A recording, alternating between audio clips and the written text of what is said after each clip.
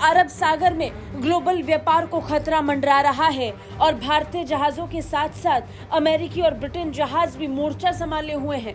उस बीच ब्रिटेन और ईरान के मंत्रियों के बीच एक बहुत जरूरी फोन कॉल हुई। इजराइल और हमास के बीच छिड़ी जंग का अंत अभी मुश्किल सा लग रहा है, क्योंकि इस जंग में पक्ष बढ़ते जा रहे हैं।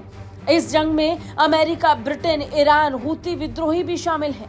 खासकर हूतियों की हरकत ने ब्रिटेन और अमेरिका को गुस्से से भर दिया। नतीजन ब्रिटेन ने खुलकर हमला करने की चेतावनी दे दी और इसे लेकर ईरान परेशान हो उठा। ईरान और यूके के विदेश मंत्रियों की फोन पर बात हुई तो ये फोन कॉल पूरी दुनिया में चर्चा का विषय बन गई, क्योंकि इस फोन कॉल पर दोनों के बीच खूब तू मैं हुई। दोनों के बीच विवाद इतना बढ़ा कि दोनों मंत्री एक दूसरे को आरोपी बताने लगे। ईरान के विदेश मंत्री हुसैन अमीर अब्दुल्ला हालिया ने कथित तौर पर ब्रिटेन के विदेश मंत्री डेविड कैमरन को बताया कि ब्रिटेन दोगली नीति अपना रहा है। हुसैन ने कहा कि पश्चिमी देशों ने गाजा में इजरायल के युद्ध अपराधों के संबंध में दोहरे मानदंड अपनाए हैं। वहीं कैमरन ने हुसैन से कहा कि हूतियों को रोकने की जिम्मेदारी ईरान की है, क्योंकि तेहरान यमनी समूह का समर्थन करता है। ब्रिटेन के नए विदेश सचिव डेविड कैमरन और ईरान के विदेश मंत्री हुसैन अमीर अब्दुल्लाहिन के बीच बातचीत हुई। पहले तो ईरान के विदेश मामलों के मंत्री ने उम्मीद जताई कि ब्रिटेन संबंधों के माहौल को बढ़ाने के लिए, क्षेत्र विकास और द्विपक्षीय संबंधों के लिए एक साथ सकारात्मक रचनात्मक दृष्टिकोण को अपनाएगा। और फिर धीरे धीरे ये बातचीत गर्म हो गई।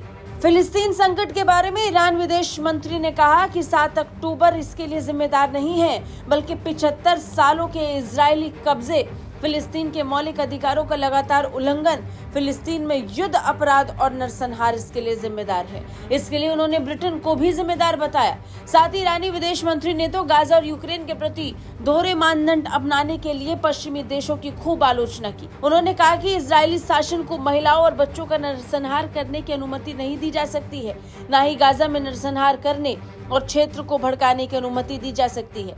फिर भी वो लाल सागर में एक ज़ियानी जहाज को रोकने के लिए ज्यादा महत्वपूर्ण आर्थिक जलमार्ग की सुरक्षा के लिए खतरा मानता है।